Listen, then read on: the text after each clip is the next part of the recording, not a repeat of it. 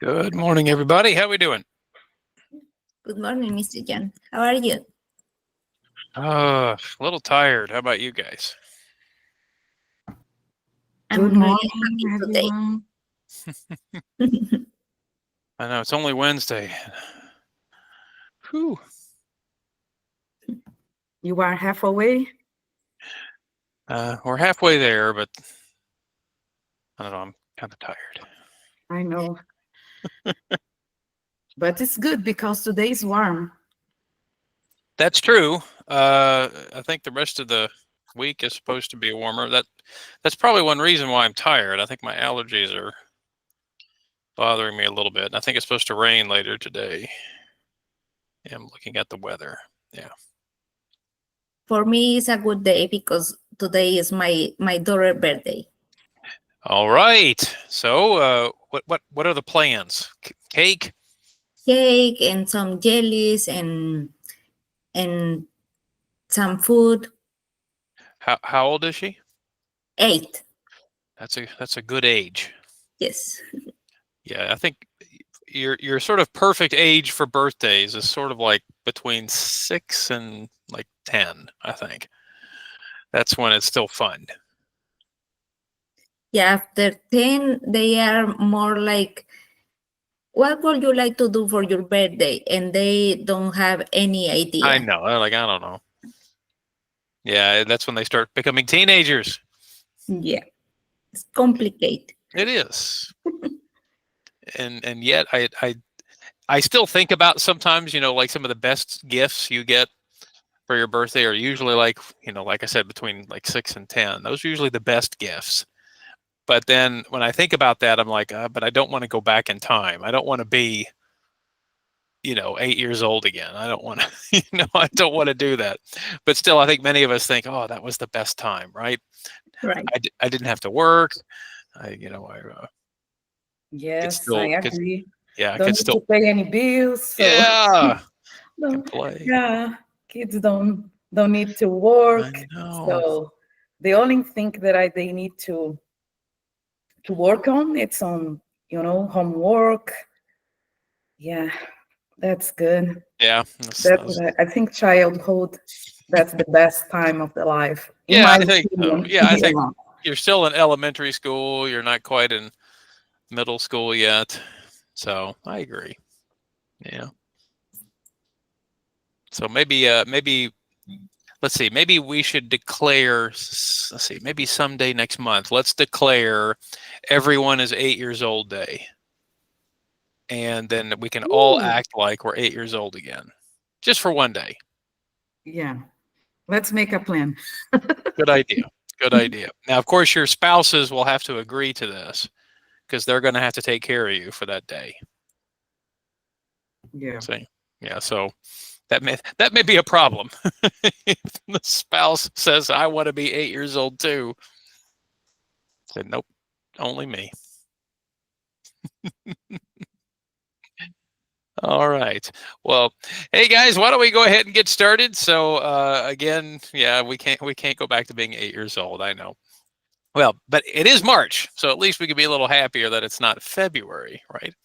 All right. Well, guys, let's go ahead and get started. So welcome back. It is Wednesday, March 5th. Good to see everyone here. Now, once in a while, I just like to choose a topic because, maybe I'm thinking about it. And of course, in the news, we've talked about inflation, for example. So I thought this would be a good topic for all of us to share, simply because I think it's something that many of us probably do agree with, and that is coffee. Many of us probably like coffee. So here's a little starting point for our question today. What do you think is the number one producer? What country do you think is the number one producer of coffee in the world? Anybody want to take a guess? Brazil? Okay, Gada says Brazil. What do you think, Flavia? Do you agree? I think it's Colombia. You think Colombia? Yeah. Yes, me too. Ezra, what do you think? America? America? You think the United States makes coffee? Come on. We might be on the list, Ezra, but I don't think we're number one. Good guess, though. All right. Well, I heard a few answers. Let's check it out. Okay, so again, this is a website I like to use from time to time. It's called the Visual Capitalist, and it just shows it's a different way to visualize different pieces of information. So I've used this website before. Some of you have seen it. I've used it in different classes, but this is going to visually show us who the #1 coffee producer is. So here we go. So by country in 2024, here we go. As I scroll down, get ready to see that the #1 country that with 38% of the total production is Brazil. So congratulations if you said Brazil. Now, Yeah, that's Flavia, my home country. that's Yeah, you, right? Now, that's Flavia, interesting. are you participating in this coffee production by drinking lots of coffee? Yes, I'm still drink lots of coffee. I can I can't stand without coffee.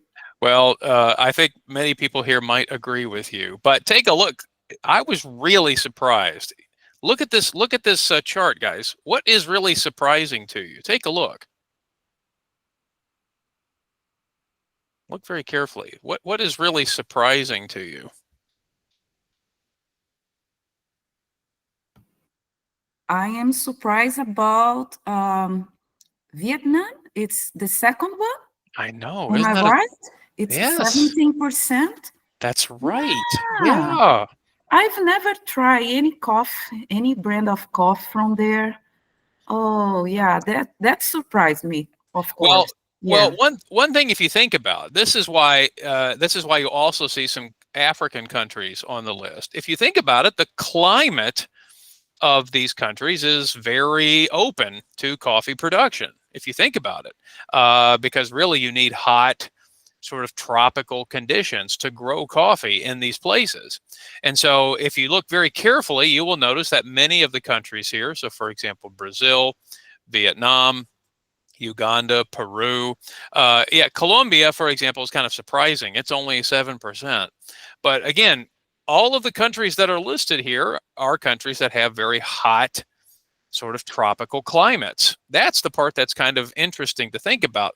In fact, Flavia, I almost would say that it seems surprising that it's not a bigger percentage in other countries. Yes. Yeah, I agree. I'm really surprised. I was expecting more from Colombia. Well, for example, Honduras, we do hear a lot about in Central America that they're trying to do more.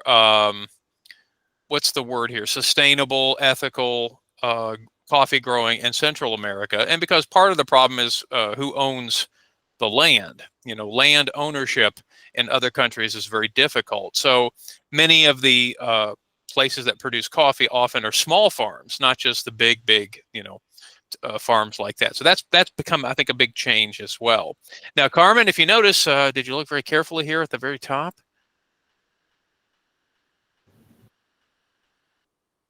Yeah, Mexico 2%. Does that surprise you that Mexico is one of the larger coffee producers? Not really. Do you think Mexican coffee is good? I don't think so. I just the only brand that I remember when I was living there was the Nescafe. Yeah, Nescafe is terrible. You are right. That is terrible coffee. And Now, have you been to? Have you? Nescafé? She said Nescafe. Yeah, Nescafe coffee No, I is. don't like this brand of coffee. Yes. Ew. You're better just having brown water. Yes. Okay, never mind. Yes. Yeah. No. Now, but there are some places here in northern Kentucky. Like there is a little grocery store now, Carmen, that's close to my house down on Dixie Highway. I may have shared this before, and they do sell a lot of international coffees, and many of them from Mexico. So I do think there are some good coffee, brands from Mexico. But I think we can pretty much agree it's kind of Colombia, Brazil. These seem to be the bigger ones. But yeah, I was surprised too. Vietnam, yes, is a big coffee producer. And then if you notice right here, 11% is the rest of the world. Yeah, unfortunately, the United States just does not have the climate to grow coffee. We really don't. Even in the hottest parts of our country, it's not tropical enough to grow coffee. So unfortunately, yeah, maybe cotton, for example, would be a type of product we would grow, but coffee just doesn't grow here. So anyway, but I want you to notice as we zoom in, if you notice something interesting, we're going to talk about this comment right here about the price of coffee. That's something we're going to talk about here in just a moment, because that has been something that I've been thinking about so far, because, you know, coffee production has increased.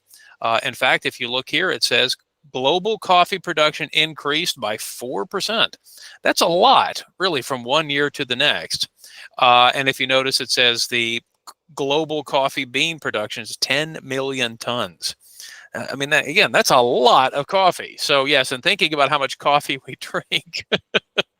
Yeah, so, but of course, Flavia, we do think of those Brazilians as just loving coffee. Now, Flavia, I may have told this story in class before, but many years ago, I had a student from Brazil, and she was going back to Brazil, and I said, she asked me, can I bring you something, Mr. John? Can I bring you something from my country? And I said, well, could you bring me some coffee, right? Brazil coffee, right? So she goes, okay, I'll bring you the best coffee. Okay, so 2 weeks later, she comes back and brings me a package. You know, it's a gift. So I, unwrap the gift.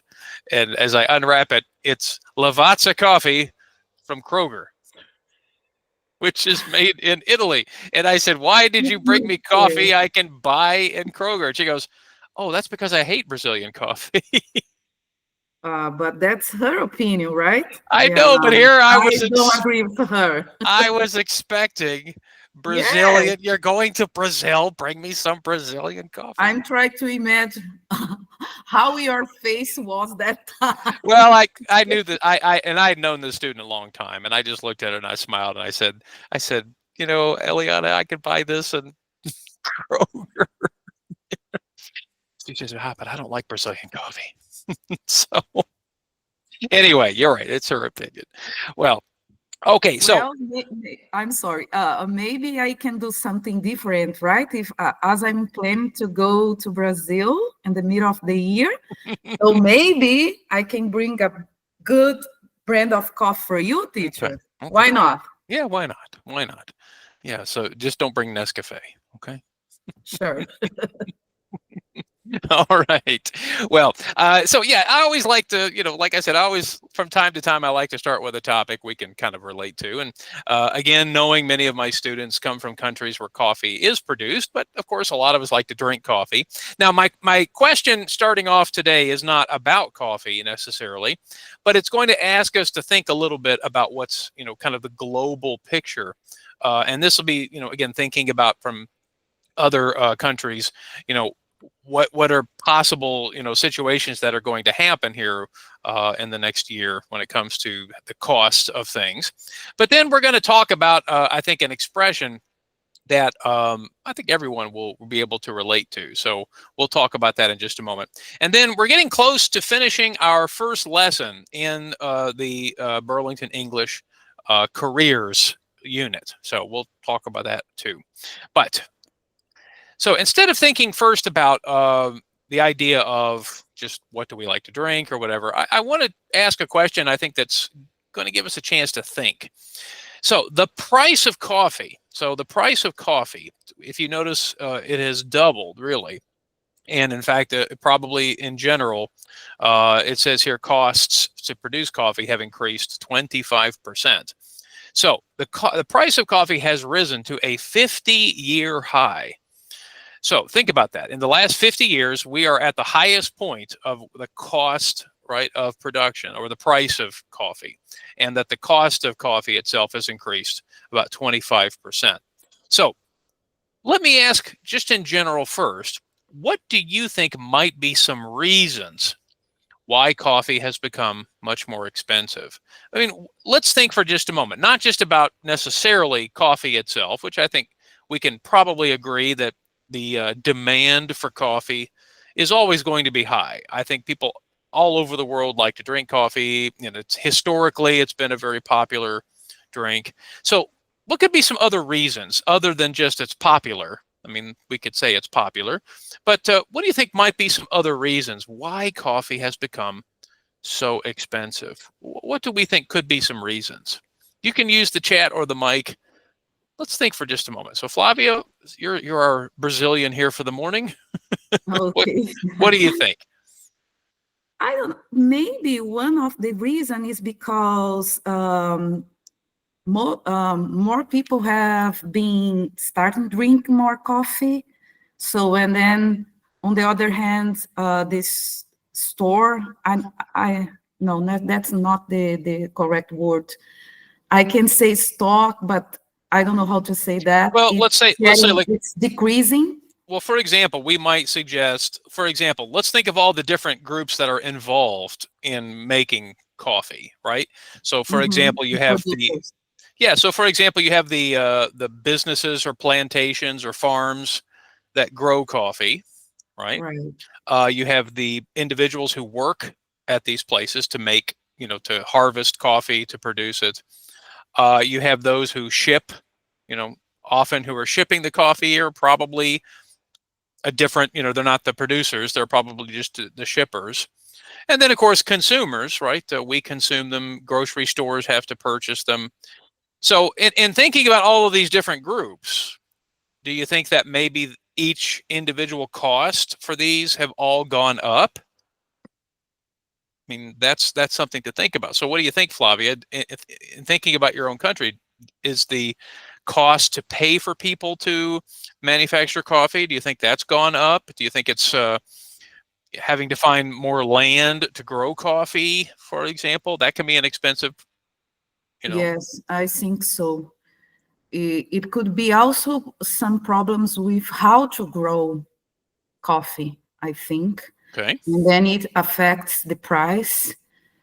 And Yeah. So yeah. for example, if there are disasters that affect the places where coffee is grown, Right. yeah, that could affect the cost. Certainly, it reduces the amount of coffee that you could sell, which means maybe you have to go to other countries to find it, And produce the it. other hand, the people is still drinking a lot of coffee because it's a part of culture in Brazil. Yeah. So I think could be one of the reasons, maybe. Well, and that brings an interesting question, which I'll talk about in just a moment, and that is the demand itself. How sensitive is that to the cost? Do people stop drinking coffee when it gets more expensive, or is it something we call inelastic, which means it doesn't matter how expensive it is, people still want to drink it? So I think about my grandmother, for example. My grandmother would drink kind of a cheaper, she would find a cheaper brand of coffee to drink. So I think that's one strategy is often trying to find cheaper costs. But again, thinking about the total cost of coffee, it's still becoming expensive. Let's ask Gada, you had your hand up first. What do you think, Gada? What could be some reasons? Yes, I think it's according to a rising production cost, which includes fertilizers and something like that. Okay. And definitely global demand for coffee.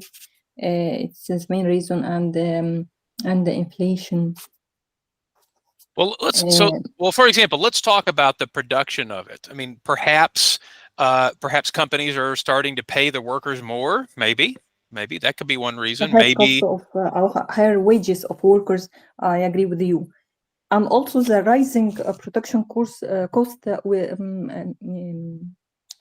on the other hand, the climate change and weather issues. Yeah, maybe maybe that's pushing production into different places, whereas maybe it was in different places before. We saw, if you just joined us here, we saw that Vietnam was the second largest producer of coffee in the world. And maybe it used to be more. I don't know. I don't know all of the details, but still to think, we always kind of believe most coffee production was probably in South America, Central America, with a little bit in Africa, but it looks like Asia has become a big place to produce coffee too. So maybe you're right. Maybe they're having to find different places. And of course, Vietnam's an island. I mean, it's a small place. So that could be a reason too. I think so, Gata. That's a good point. Yafet, what do you think? I'm not pretty sure about my answer, but like it gotta. I was thinking about maybe the climate change because these couple of days, these couple of years, the world is facing a Hmm. climate change. Maybe uh, you said earlier that the coffee is I mean grow grow its growth is in the I forgot the word Well, like in hot and in the tropical. tropical, yeah, in the Yeah. tropical, yeah, in the tropical. So maybe that can be the reason. I'm not pretty sure, but I just bring it right out Well, there. I do think there's some truth, Yafet, especially when we think about the land that it takes to grow coffee. I mean, let's be honest, class. Coffee is a very, intense product to grow. You need land, you need lots of space to meet the particular demand. I mean, you're not going to grow coffee in your backyard. If we could grow coffee in our backyard and cut it and produce it, that might produce enough coffee for a week, maybe. So the problem here is coffee production requires lots of land, lots of smart agricultural techniques to grow. And again, that could be a problem. We're not talking about something we can just find. We have to, find land to make it. So in some ways, maybe that's part of it too. I do agree. So it could be a big combination. Of course, we didn't discuss the issue of shipping. Shipping products. Let's be honest, guys. The pandemic made shipping things very expensive. And so we can't forget that, the effects of that cost have been still kind of there 4 or 5 years later. So that could be a big part of it too. Well, as you can see here, I have a link, and what I'd like to do is I'm going to click on this link because this is a place where I got some of the information from. And if you notice here, Yafet, you will notice, and Gada, you both kind of mentioned the climate change aspect is part of the reason why it's, they're making more money, but also because why the cost is growing. And so the challenge here, of course, is what can we do about it? Of course, yes, there are lots of reasons to think about. So if you think about it, this was an article from the New York Times done, I think back last month. Yes, in February. And so basically, we mentioned a little bit of consumer taste has changed. I remember when my grandparents, for example, we didn't have flavored coffees, right? I mean, think about your grandparents, think about their generations.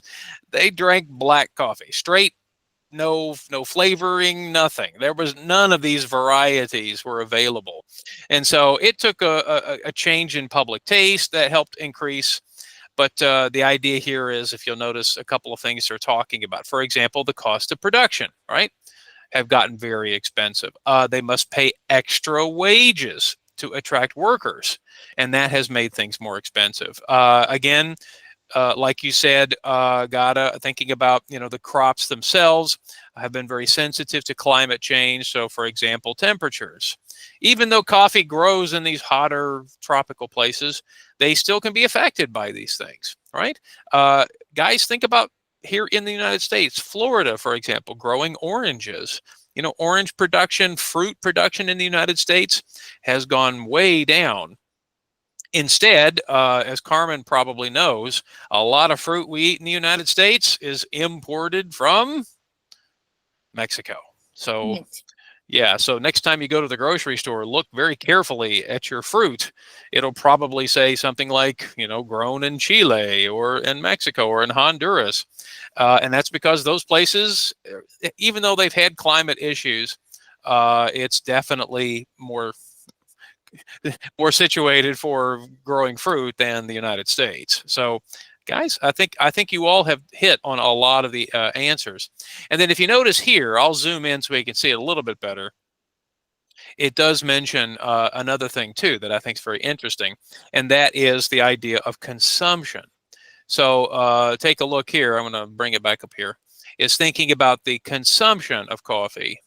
So I had it right here. Hold on. Where is it? Where is it? Where is it? Okay.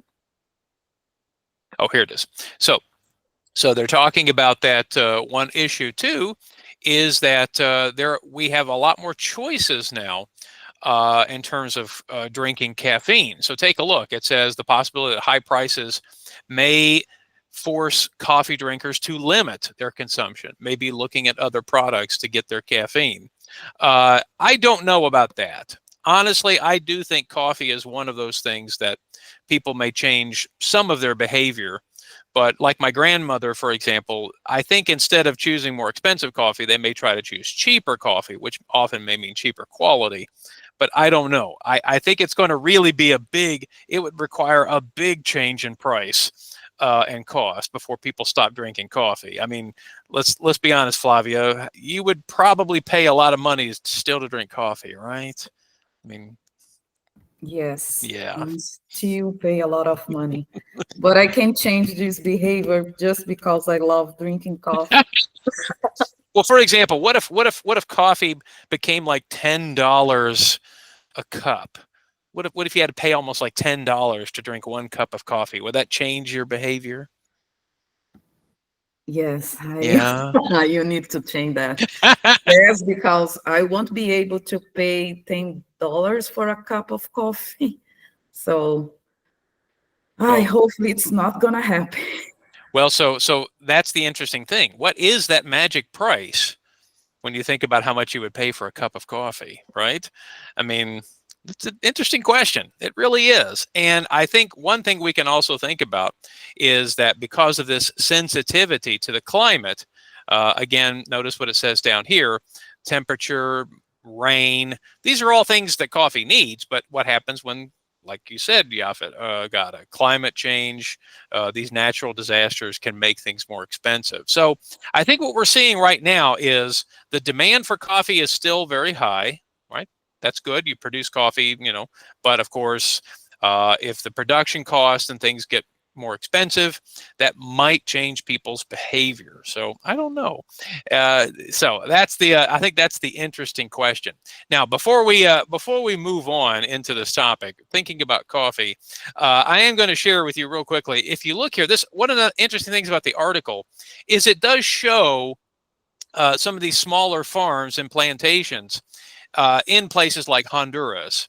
So again, Honduras produces, as you saw from the beginning of class, it produces a lot of coffee. But as you can see, it's not like it's as big as Brazil, for example. It's not like a big production. But if you think about it, class, it is very labor intensive. It takes a lot of labor and work to work in these places. You can't just use a machine to cut coffee. It takes people. And that does also play a big part. So again, thinking about like this particular husband and wife, they own a small farm. They're probably, getting some sort of support from maybe the government or maybe from other like organizations. Like here in the United States, there are some organizations that provide financial support to some of these small sustainable farms in some of these countries. But let's be honest, this is not an easy life, right? But in some places, this may be the only place where they can produce. So again, here's a picture of this place called Finca El Puente. And if you notice, it says that this particular coffee is a very expensive one. It's sold at very high-end places. So again, part of the problem here is maybe will they continue to make money from it, or will they have to reduce, the amount of land they can use to produce it?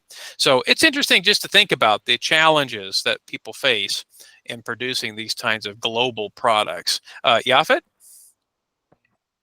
I have a question. I'm not really into coffee, so Mm-hmm. my question is, what is the difference, like, between the coffee, like you say earlier, that there is some coffee that the price is high and Mm-hmm. coffee that the price is low. What is the difference? Like, what That's makes the difference in the what price? makes the difference. Yeah, that those are all very interesting questions. I think part of it, Yafet, is in the production of the coffee itself. So, some particular coffee may be where they sell what are called the raw material, and then they sell it to another organization that roasts the coffee. And then, so for example, the producers of the coffee, they themselves have a cost, and then they might send it to another organization to roast it. So for example, Starbucks, again, everyone here knows Starbucks, and the question always is, why is Starbucks coffee so expensive? Well, that's because Starbucks doesn't grow any of its own coffee, they roast it.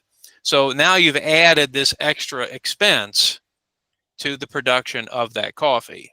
Okay. Whereas cheaper coffee, they probably don't have this separation between production and the flavoring or the roasting. So part of it, Yafet, is probably that reason. Part of it is they probably they sell the raw material, the raw coffee production, and then other places buy it, and then they roast it themselves. So I think that's one reason, Yafet, is because of how much production it is required to make it. Now, I don't know if you know, since you said you don't know a lot about coffee, I'll mention just two brands that are very well known in the United States. I'll just share it here on the screen real quickly, and then we'll go ahead and move on. But for example, one brand of coffee is called Folgers. Some of you know this brand of Folgers coffee? So for example, Yafet, this would be an example of a coffee that doesn't really offer a lot of flavor varieties. They pretty much just roast it the same way. They probably use a similar chemical process. So it probably doesn't require a lot of work to make this particular coffee. So if you notice, for example, you can buy a huge container of coffee for about $25. That's, if you think about it, that might produce as much as, maybe almost 10 bags of coffee, for example. So that's one reason, Yafet. Okay, so Folgers, for example, is one brand. Another brand, my grandmother also drank this one. Some of you may know Maxwell House. So Maxwell House is usually the blue one here. And if you notice, Yafet, it says, for example, the original roast. Do you see that? And notice it's much cheaper. It's like $15 or $16. And again, that's because the roasting process is probably large industrial, like large manufacturers making this coffee instead of smaller vendors, smaller farms, which can be more expensive. So does that help explain it a little bit, Yafet? Yes, I get it. I get it, but I don't know. I'm not really into coffee. Like, I prefer to drink a hot chocolate than Sure. that's a regular. Well, I'm now, Yafet, I didn't start drinking coffee until I was in my 30s. I mean, I didn't drink coffee until I was like 35, 34 years old. So I kind of understand. I agree. And part of the reason is because this is what I always thought coffee was like Folgers and Maxwell House, because that's all my grandmother drank. And yeah, it smells like coffee. You open it, it's like, oh, it smells like coffee, but then you drink it and it's terrible. I mean, there are a lot of people who like Maxwell House and Folgers. They like these brands.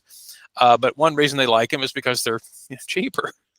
So, but if you think about it, I mean, the roasting process is probably done in large industrial places, not by smaller roasters who put a lot of time and effort and try to create these different flavors. So now that's why. so I think I do have time, because you say you started to drink coffee at 80. Though I think No, I have time. well, wait a minute, Yafet. I'm not encouraging you to start. Okay. Yeah, I don't get money if you start drinking coffee. Okay, maybe Flavia, maybe you can convince Yafet to become a coffee drinker. Okay, so maybe she can, give you some good advice. Uh, but I think there's some students in this class who probably don't drink coffee. I think Miriam, I think you and maybe Ezra, you guys said you like tea better. Is that right? Yes, I Yeah. don't. adjust because in our country we are used to drink tea. Yeah. So, and that's probably true of other countries that have had some connection to Europe. Yeah, European tastes have usually been more to tea instead of coffee, though I think coffee has become more common. But honestly, Yafet, I'm not encouraging you to start, okay? So that's okay. All right. But let's talk about that. Let's talk about right now. So, everybody, let's talk about this expression. So, everyone, if you want to turn on your microphones for a moment, everybody turn on those microphones.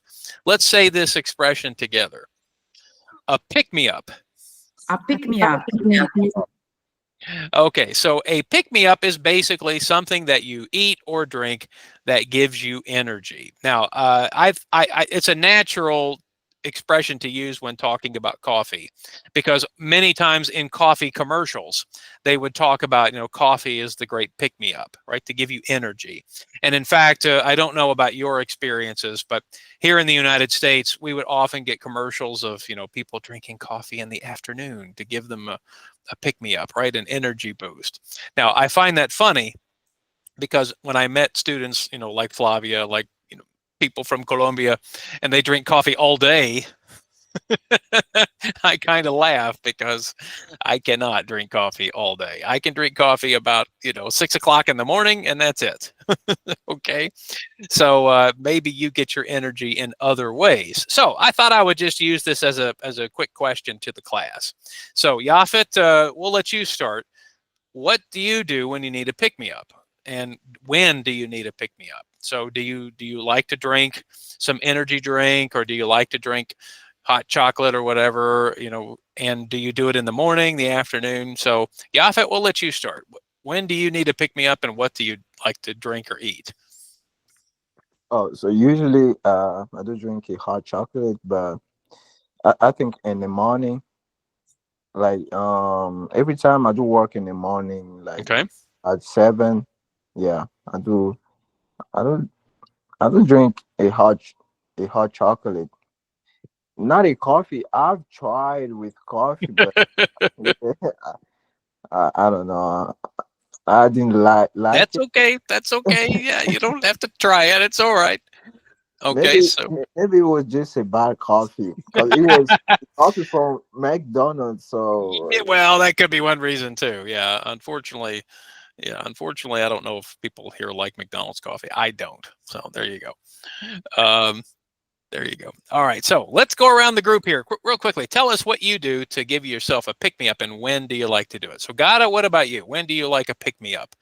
Do you like a pick me up in the morning? Do you do something in the afternoon? Yes, I think I after my iftar meal, I'm crazy about drinking tea with mint. Okay, I'm not a coffee drinker, good. but I'm a tea drinker. Okay, so tea drinking is the pick me up for you. Okay. Yeah. Now, do you drink tea all day or just at those times? If I control the drinking of tea during latest days because of my fast. Right. But I usually drink tea twice a day. Okay. Okay. Now that's interesting. I usually drink tea like in the wintertime. I'll drink tea. So I don't like to drink coffee after in the morning. I don't like to drink coffee after that. But the tea I drink is not caffeinated. I usually drink decaffeinated tea. So do you drink, is that green tea, does that have caffeine? No, I like to drink red tea with caffeine I see. in the morning with milk, and in the afternoon with mint. Okay. With mint after my lunch, after my tour. Kind of relaxes a little bit. Yes. Yeah. I'm Okay. crazy about it. Okay. Well, that's good to hear. All right, Carmen, what about you? What do you do for a pick me up? For sure, drink coffee and take some chocolates. So now, are you the kind of person who needs a pick me up in the afternoon? Sometimes. Mm-hmm. Sometimes after a long night, I need in the afternoon. Yeah, now that's definitely true. We get a little tired there in the afternoon, right? Yeah. Okay. All right, so you're a coffee drinker. So, all right, Flavia, I'm guessing you're a coffee drinker, but do you do anything else to give you a pick you up? Yes, sometimes I like to eat like something carbohydrate, like Okay. a slice of bread. That's a good thing to pick me up.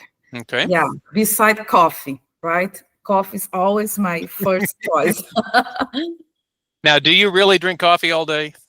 Not really, not really. So Yeah, when do you? my day starts when I drink some coffee. So I do this in the morning. Sometimes while I'm taking my English class, I drink some coffee, and after my lunch, sometimes I drink coffee too. Okay. But close to like 5 p.m., I stop. I don't Okay. drink coffee anymore That's because okay. yeah, it could, cause me something, and then I have some problems to sleep. Yeah, so that's what I was wondering because I had many years ago I had a teacher who worked with me, and she was from Colombia, and I mean she drank coffee like it was water. I mean she drank coffee all day. She would come in and teach in the evening, and the first thing she would do is make a pot of coffee. I thought, how can you sleep? And then of course her joke was that American coffee was like drinking baby formula, like water. So now I understood.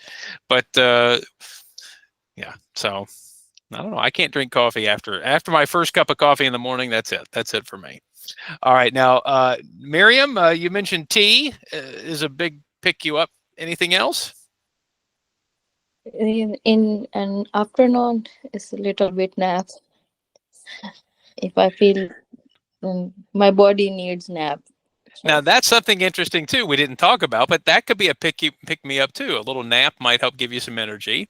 yes, it's like 15 to 20 minutes just. Now, see, that's good. That's good because sometimes students tell me, an hour. No, I'm just kind of I'm it's like that's too beginning. long.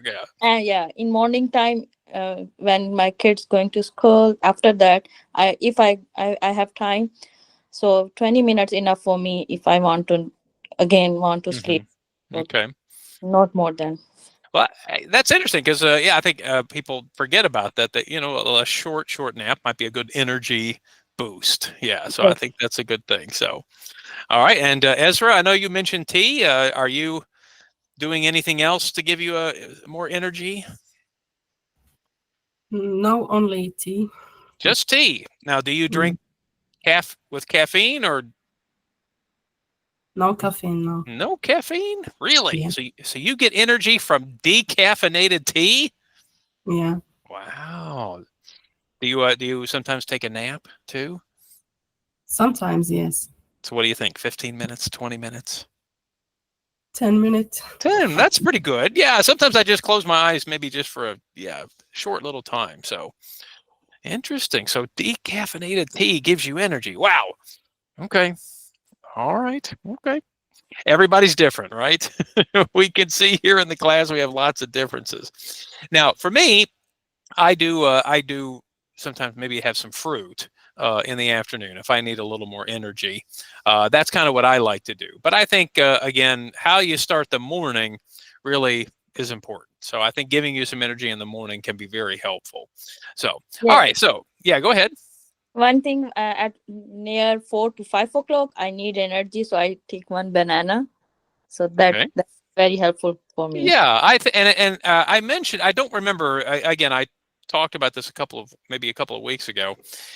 They do recommend, like in the morning, it's actually not a good idea to have fruit right in the morning on an empty stomach. Instead, eat something with protein and then fruit later to give you some energy. So I think that I've changed my habit, Miriam, and I've noticed a big difference. That fruit later, like midday, is better than having it in the first thing in the morning. So I think that's a good point. So okay, well we won't talk about any more food for now. But anyway, so a pick me up. A pick me up is anything that you do to give you some energy. Coffee, for example, maybe an energy bar. Or yeah, maybe some particular food that might be helpful, or even maybe a little nap can be a pick you up too. I think so. All right. Well, thanks guys for sharing that. Now, we are getting pretty close to the end of our lesson, and especially to the end of our vocabulary list. Now, remember, we are working together with our evening group to complete our vocabulary list. So as you can see, we have added a few more words to the list since Monday.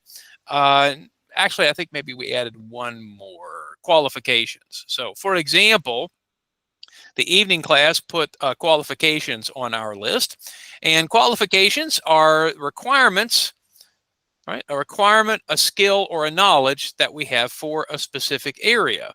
So we mentioned, for example, the qualifications for a particular job might be a computer language or computer skills, maybe customer service experience. If you think about teaching, for example, one qualification might be a teaching certificate. Something that would qualify you, that would give you a particular, something that satisfies a required or necessary thing in order to have a particular job. So qualifications, again, I think this is something that probably most of us know. Now, what I'd like to do is talk about two more words here as we are getting close to finishing our list. Now, remember, when we're finished, I will send the completed list to you. So my goal is hopefully to get this finished by the beginning of next week. So we're pretty close. I think we're almost done with describing our words. In fact, today we're going to review some of our vocabulary words here in just a moment. But let's talk about a couple of more words this morning. And let's start with the word common. So who could help us with the definition of the word common? What would be some way we could describe, or maybe an example of something that is common? Anyone have a thought? What could we say? Maybe similar issues or similar points or similar something. Okay, so similar issues. Okay. Yeah. Flavia? Something that happens very often. Okay.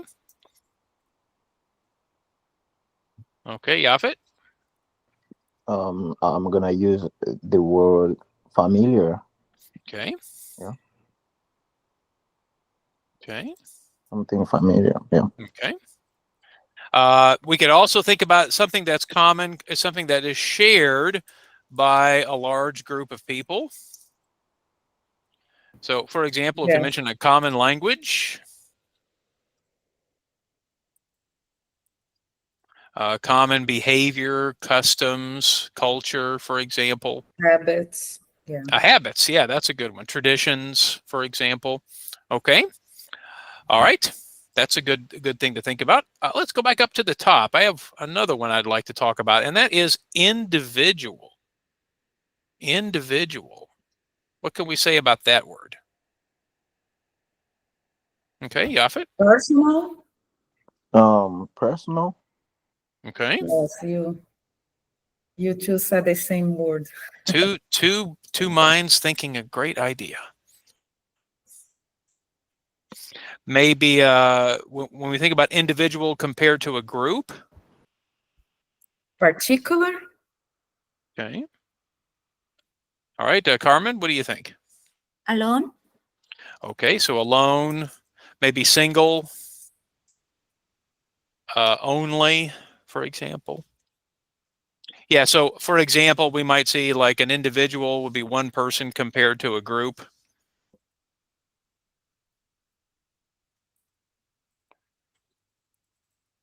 Okay. Okay. Yeah, so I think we've got some good ideas listed there. Now, of course, as we continue to use these words, we continue to think about how we use them, what situations. So in this case, for example, if we're referring to individual, we'll as we get more familiar with its uses, I think we'll see that maybe some of the definitions we've created are connected to the word, but perhaps aren't perfect substitutes. And that's something to think about as we continue to build our vocabulary. I think oftentimes we try to think of words that are similar in meaning, but later we discover maybe they're not exactly the same. They might have a similarity or a similar idea, but maybe I can't use it exactly the same way as I would use other words. So that's something to think about too. we can come up with ideas that describe the word, but using the word might be a little bit different.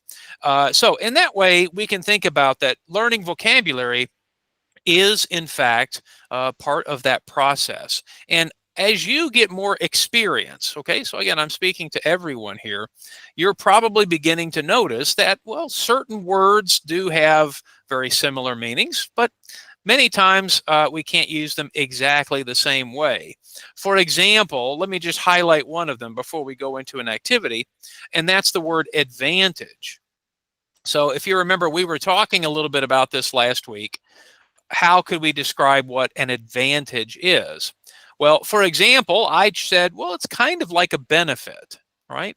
However, we can't use advantage and benefit as like perfect substitutes. They don't exactly mean the same thing in every situation. For example, when I get a job at a company, right, and they say, here are some benefits that you will receive, you know, for example, medical benefits, right, or vacation time. Yeah, that particular word benefit is very specific to that situation.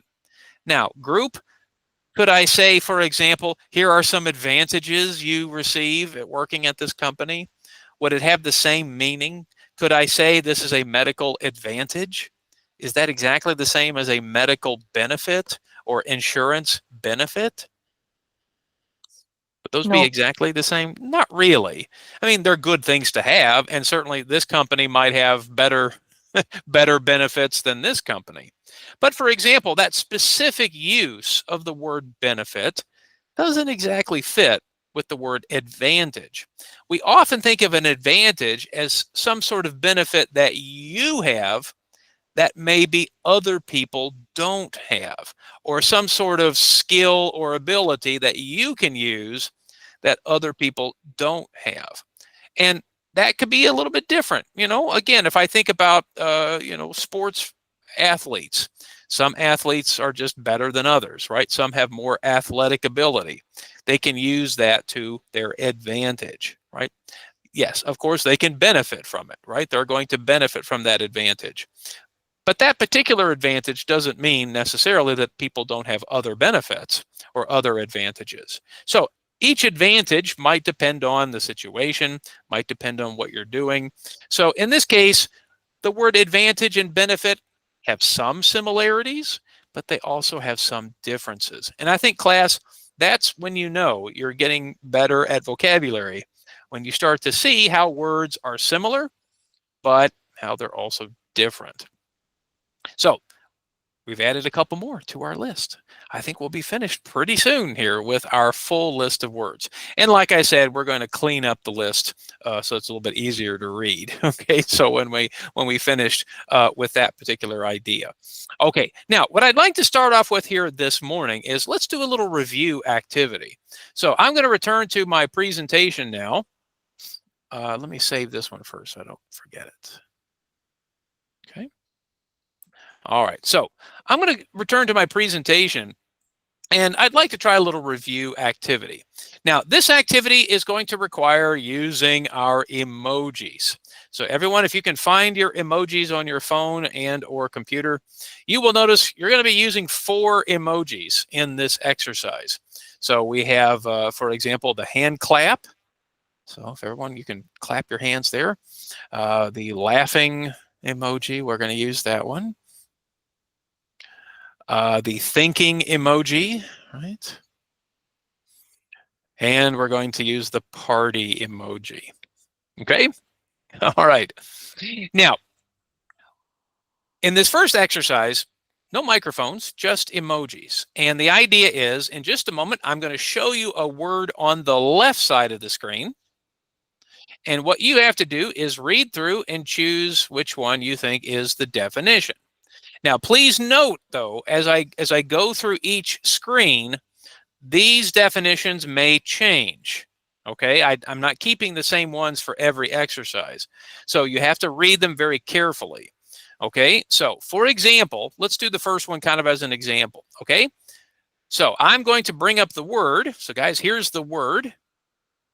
The word is trend. Now, take a look at your list. Is it a specific area of study? student program to earn college credit, a first level of a particular area, or a popular fashion or activity that everyone's following.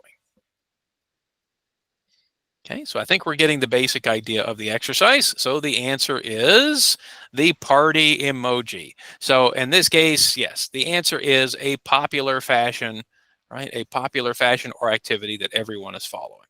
All right, so looks like we understand the exercise. All right, so I'm going to go ahead and go on to the next one. Now again, notice the definitions have changed, okay? But now let's look at the word.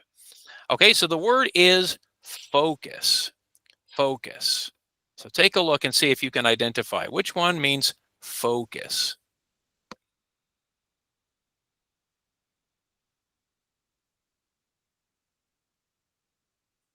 Okay, all right, I see most people have answered, and the answer is the last one, to pay attention to, concentrate. So hopefully you're focusing right now, okay? So maybe Flavia, that cup of coffee is going to help you. All right, here's the next one. All right, so again, words have changed again, the definitions have changed. Here comes our next word. Internship. Internship.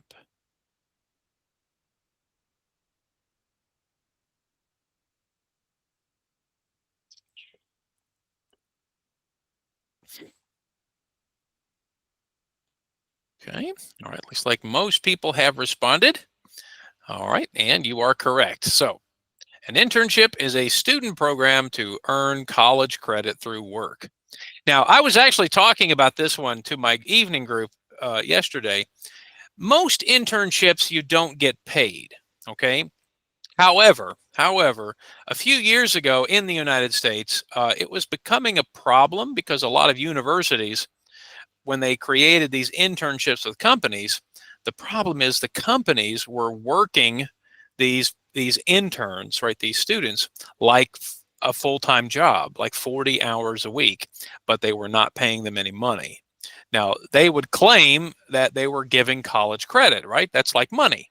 But unfortunately, many of these interns were saying, look, 40 hours a week just for, one college credit, that's a lot of work. So nowadays, some colleges or some businesses will pay a little bit of money, but in general, people do internships to earn college credit, right? That's the idea. They do it through a particular company. Okay, here's the next one. Okay, so again, the definitions have changed.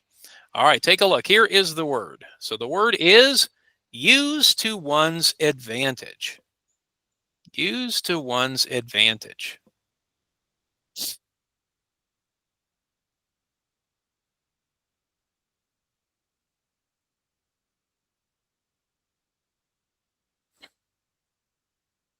Okay, I'm seeing some answers now. Okay, all right, so most of us have answered. And the answer is the first one, to benefit from skill, experience, or other trait when compared to others. So as we said, an advantage is something you have over other people. Okay, now this is a little bit different activity. Now I have a sentence and 4 choices. Choose the word that would fit into the blank. Now, again, maybe we've talked about all of these words, maybe not, but see if you can find the answer. So I'm going to read the sentence.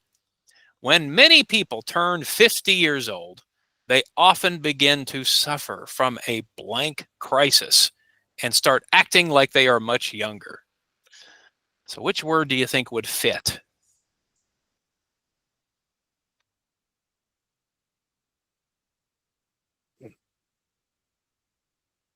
Okay, so I'm seeing some answers now. All right, so the answer is midlife. Midlife. So if you notice the collocation, I don't know if this is common in your language, but here in the United States, it's very common to talk about a midlife crisis. So we'll talk a little bit more about that. Now, you might say, Mr. John, 50. No. Many people start having midlife crises maybe in their 30s or 40s. So maybe you disagree that 50 is midlife. I don't know. But as you can see, midlife means the middle of life, right? Halfway through. And yes, midlife crisis. So that's a hard thing, right? Okay, same words. Look at the next sentence. According to the website, the blank ticket costs $35 and a family pass costs $125. I think that group one is the better deal. So which word would you choose?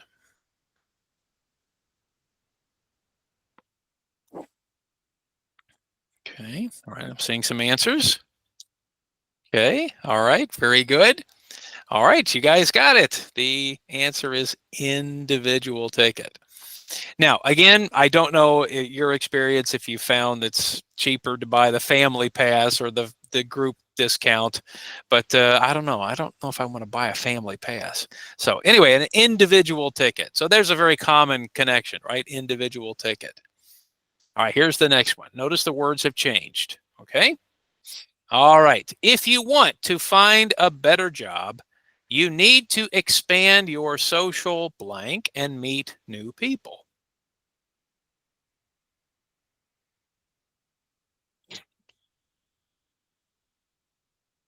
Okay, all right, I'm seeing some answers now. All right, and the answer is network. Now, what's interesting here is the word social network, right? I think the word social network has become very popular thanks to Facebook, Instagram, social media. Before, if you think about before the internet, we didn't really talk a lot about the social network. Yeah, we didn't talk a lot about that. We didn't really have easy ways for people to get together. Now, the word network, that became a popular expression. But I think social network especially became very popular thanks to the internet. All right, here's another one. The most important blank in deciding which car to buy is cost.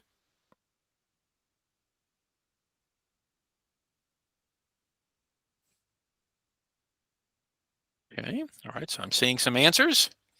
All right, so it looks like most people have chosen correctly. The answer is factor. Yeah. So remember factors, we're often talking about different causes, different reasons. So I think most of you might agree the most important factor is cost, but I don't know, maybe some of you want a cool car, right? We've talked about that before. Okay. All right. Now, in just a moment, we're going to go into the breakout room, and you and your partners are going to practice using some of these words now in these situations. So, real quickly, let's look through the situations, and then we'll go into the breakout room, and you will have time. The idea is for you to complete them with your own answers, right? So, this is a chance for you and a partner or partners to talk. So, let me read through them very quickly. And again, if you're new to our class, when we do these kinds of exercises, if you see these little dots here, these ellipses, these 3 dots, that's the part you finish, right? That's the part you fill in with your own information. So the first one says the craziest trend on social media right now is number 2. When I'm thinking about vacation, the most important factors I consider are number 3, in order to be successful at a job or career, I think the most important qualifications are number 4, the most rewarding thing about learning English is number 5, in my opinion, the most costly mistake a new company can make is, and then finally, number 6, one thing I have in common with my parents is, and one thing I don't have in common with them is. So there are your 6 sentences that you and your partners can discuss. So we're going to take, again, probably 15 or so minutes to talk about these with our neighbors. And I will come in and check rooms from time to time to see if we have any questions or to see how we're doing. But again, hopefully you and your group will be able to work it out as you go through the exercise. So I'm going to stop sharing the screen. Okay, we're going to go into the breakout rooms. I think maybe we'll do 2 groups here. Let's see. Okay, yeah, I think we'll do 2.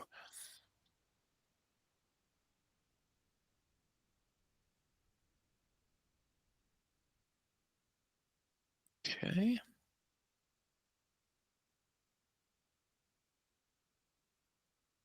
Okay, so guys, our groups are ready. I'll come in and share the link to the activity. And then again, I'll come back and check from time to time to see how we're doing. Now, remember, this is an opportunity for, just discussion. So think about finishing the sentence, but maybe talk about your reasons, why, maybe why you chose those particular answers. All right, I think we're waiting for one more. So as we're waiting, I was really curious to see if anybody answered number one, because I don't really follow a lot of trends on social media. So I was curious if anybody here had an answer for number one. So Yafet, I thought maybe the young people here in the class would help us. All right, so Yafet, tell us. So my answer was, I think the trends, the craziest trend right now on social media is the meeting that Trump had with Zelensky. Yeah, It's like everywhere, everyone is talking about it. So it's it's like the trend right now. and replacing sometimes they'll replace them with a cartoon or with some other. Yeah, so I've seen that a lot. Yes. Yeah, I think that's been an interesting trend. Carmen, what were you going to say? I said that the dance that the girls are doing now, because my daughter, she's 13 and she's always dancing in, it's not like a crazy, but she's always dancing and doing some strange moves. And I say, what are you doing? And she said, this is the trend on social media right now. And she's dancing all the time. Now, it's so interesting because I think before social media, Carmen, here in the United States, most people would imitate what they would see on TV or the movies. So in some ways, that hasn't changed a lot. I think teenagers especially love to imitate what they see. But the problem is I'm not on social media. Like, I'm not on TikTok or these things. So I don't know what they are. I don't know what the dance. So okay, interesting. Okay, anybody else have an answer for number one? Yes, one more thing, they taking a picture of food, making a video of when they are going to restaurants and eating ex- food and luxury. Yeah, now I think that's been around a while, like looking rich, going to Yes, beautiful places. And many times the reality is, it's not the same. yeah, maybe like, for example, I saw this, someone did a video. Again, I don't watch a lot of them, but someone said, here's the Instagram, and then here's the reality, Yeah, right? yes. So the Instagram is, some beautiful person's looking at some beautiful place, and then but the reality is they're driving their car, they run out of their car, she's wearing the clothes, they run into the hotel, they run through the hotel real quickly, they get to this beautiful spot, take a picture, and then they run back to their car and leave. So they give you the idea they're staying at this hotel when that's not the truth.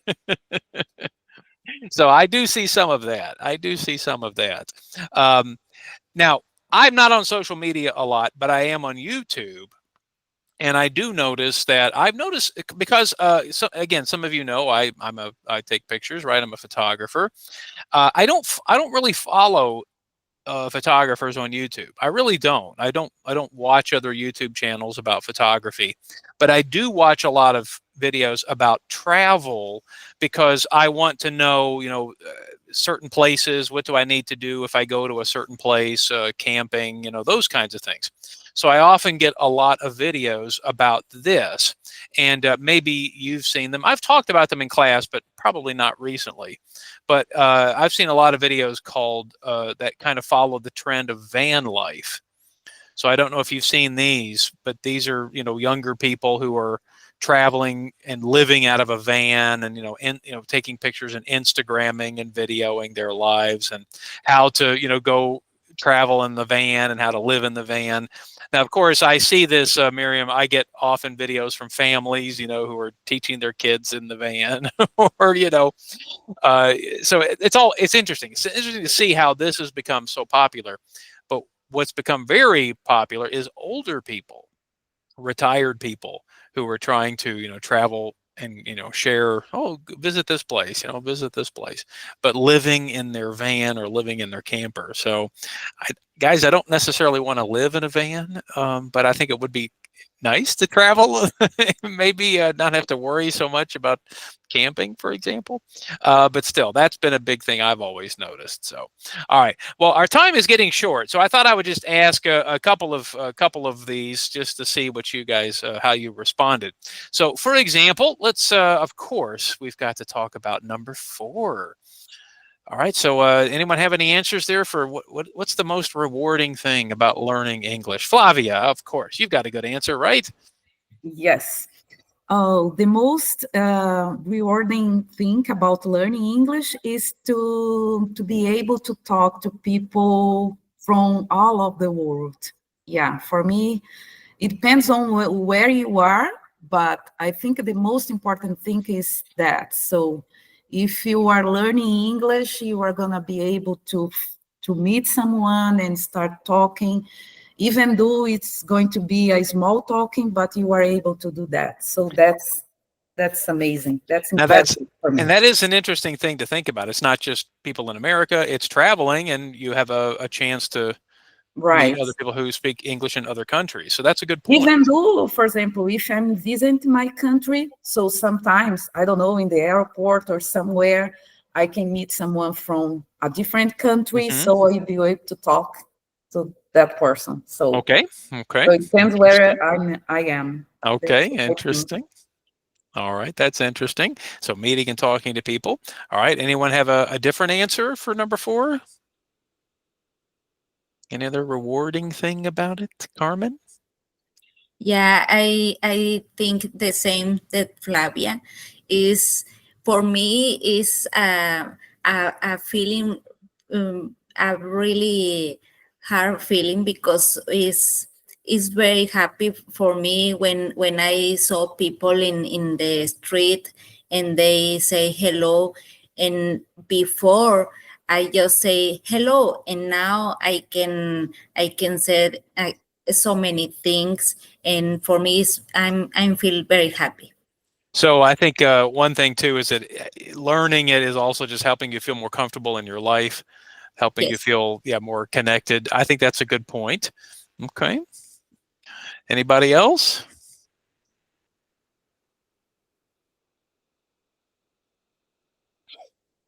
Yeah, Yafet? Yeah, I think learning English gives you also the opportunity, to make some friends. You can make. I think you can't really make friends in this country if you don't speak English.